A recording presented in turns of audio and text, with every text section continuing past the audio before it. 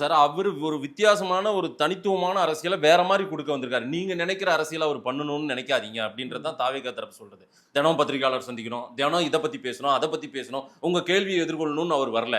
அவர் புது அரசியலை கொண்டு வந்திருக்காரு. இதுதான் இந்த அவர் பொறுமையா அமைதி புரட்சியா அமைதியா அந்த அந்த அரசியலை பண்ணிட்டு இருக்காரு அப்படின்ற இந்த ஆமெல்லாம் முட்டை இட்டு அப்படியே அடகாத்துட்டு அங்கேயே உட்காந்துட்டு இருக்கணும் அந்த மாதிரியா?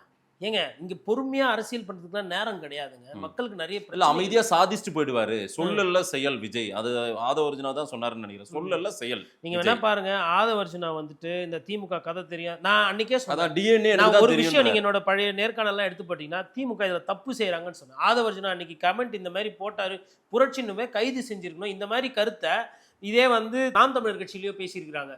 அவங்களெல்லாம் நீங்க என்ன பண்ணீங்க? அரெஸ்ட் பண்ணீங்கல்ல. ஏன் குண்டாஸ்லாம் போட்டீங்களா நாம் தமிழர் கட்சி மேல? ஏன் இவரை தொடல? ஒண்ணு உங்களுக்கு அவரை பார்த்து பயமா, இல்ல அவங்களுக்கு உங்களை பார்த்து பயமா? அது தெரியல.